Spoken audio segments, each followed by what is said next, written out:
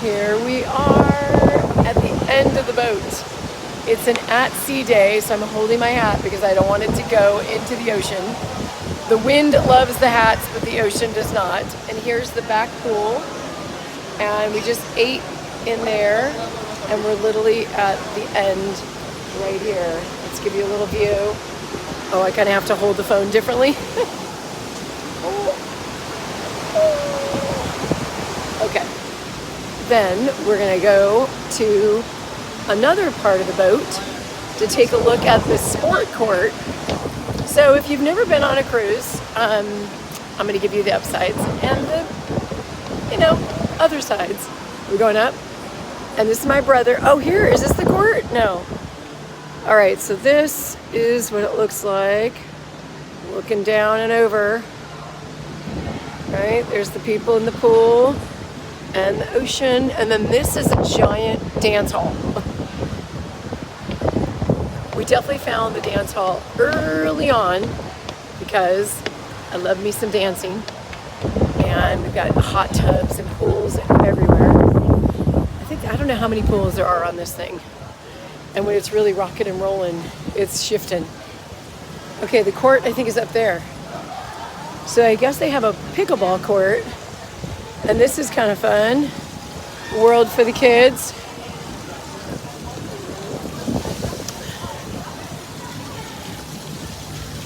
Now here's my parents love to cruise, and I'm so glad they love something in their lives and they're healthy and fit. However, this is the part I don't love. I'm going to show you quickly because I'm going to take my hand off my hat. That part. See that? The little smoke.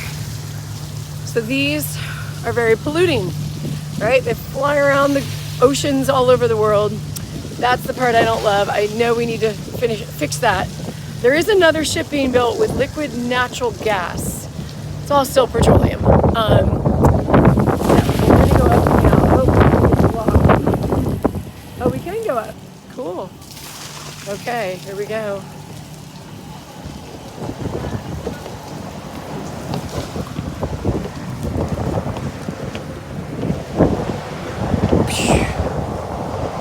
Okay, so this is the Caribbean Princess, and I think we're at the highest point. We're really close to the smokestack. It's a bit windy here, and what's funny is pickleball, there's a pickleball court right here, and it's fully netted because those pickleballs would fly off. My parents are really big pickleball players, so maybe when we're in port and it's not so windy is a good time to play. Oh, and there's all the toys, basketball, pickleball gear, all of that stuff. Oh, fun. And now that we're in here, I don't have to hold my hat. Who knew? Oh, the smokestack. So whenever I come on a cruise, I've been on like 3 in my life. I often do not like that. And then I go dancing and I see shows and we have fun. So I'm not going to say it's all bad, right? Nothing's black and white, There's some good to it. Great connections. We had so much fun in Dominican Republic. And the purpose that I'm doing on this, the added purpose of this trip is for me to find out what it's like in other countries with regards to housing, affordability, not affordable. And we already found in the first country we've been to is Dominican Republic, very similar situation. They're paying this one gentleman about $290 a month is what he makes. He has 2 kids, and usually houses are about $150,000. So everything's relative, right? For someone like us that are in California, those prices were like that was in the 80s prices in Ukiah, where I'm from.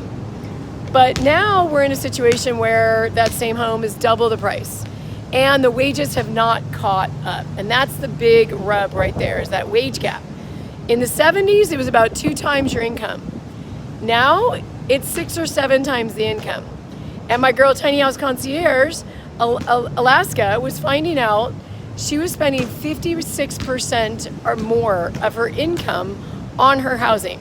So it was her biggest expense. And as she likes to say, that's your biggest opportunity, right? To really address your housing situation. And that's why so many people, whether you want to live tiny or you already have land, you want to put a tiny home on it so someone else can pay you rent. You know, when I say go tiny, there's a lot of different scenarios in the realm of going tiny. It can be for you personally, it can be for a family or a loved one or someone you don't know and you're providing space as a rental and able to pay down the mortgage or take the pressure off of your own finances. So we've been able to do that with our tiny home and putting it on land in San Diego. We do not own the land, the homeowners do.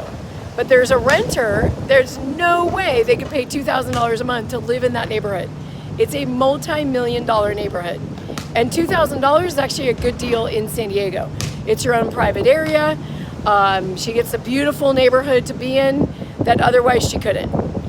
So we split that, not evenly, they get about $1,200, we get $800 of that a month. That's about 10%, I would say, return on investment every year for the cost of our home. So not too bad, especially when you're able to provide more housing.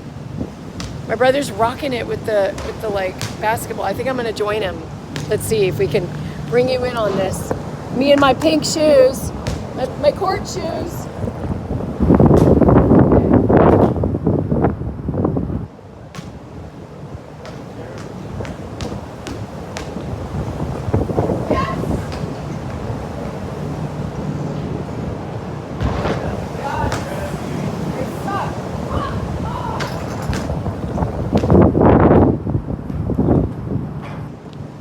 Gosh.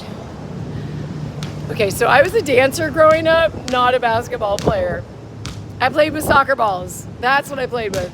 So we're gonna be able to take this court when it's not so windy and play pickleball up here with my family because my parents are total pickleball superstars. They love playing pickleball, super fun, but not in the wind.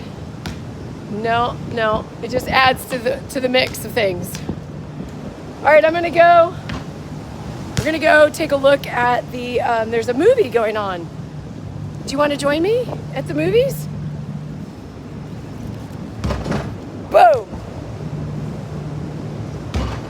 Get it. Come on, it's only for the camera, no pressure. One more.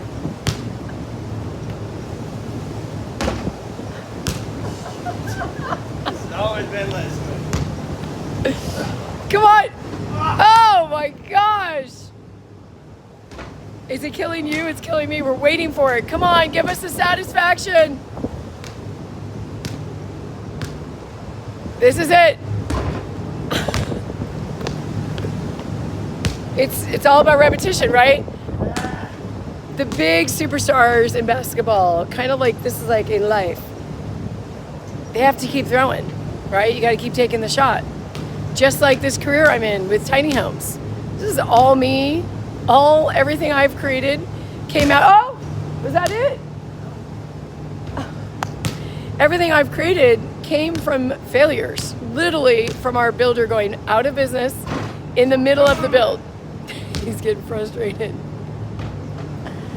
Oh, finally. Oh my God, now we get to go. So it's no cussing on my live. Hey, you've never done it in years, so let's close this up. I don't know how to, there we go. Okay. All right, down we go. We'll give you another view. Is that a way? We know they go this way. Woo! Wow, and there's the party deck. Up there, you walk through this giant area and go to the party. Disco, I should say. Okay. Woo! Now let's go along the edge here. All right, so this is one way. One way to get around the boat is up top here, or the promenade around deck 7, which is great. It goes all the way around, but it's super big. probably loud. And then they've got all these barriers here that take the wind down. And when we sailed away from Fort Lauderdale, there was a big party, dancing, and I got known as the dancer. There's 2,700 people in here, and at least once a day, people are like, "You're the dancer." That's what I do. I don't play basketball, but I know how to dance. And we met these dancers on our offshore excursion in Dominican Republic.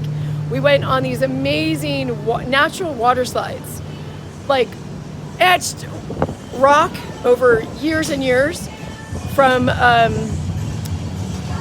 I think this is it, from the water flowing through. Oh, I think they just started the movie. Okay, we were a little later than that. So you can watch the movie while hanging out on the deck. Now, on this nice day, it's warm. I prefer to be out of the sun. When we did the Alaskan cruise, we had blankets. But it's pretty cool that you can see it and hear it. All right. What's your commentary on the ship? It's fun. It's cool. Just having a good time. Good time. Too You much just saw a food. circus act. A lot of food. Way too much food. Self-control. You eat just because you're right next to the buffet, or Yeah, you don't need to. Yeah. Got to manage that. I know, it took me a day. Here we go, hot tubs watching the movie.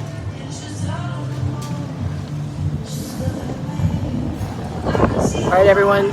Tomorrow is Cartagena, Colombia. I'm so excited to learn more about the city, the old wall city, and also housing in Cartagena, in Colombia. Bye, everyone.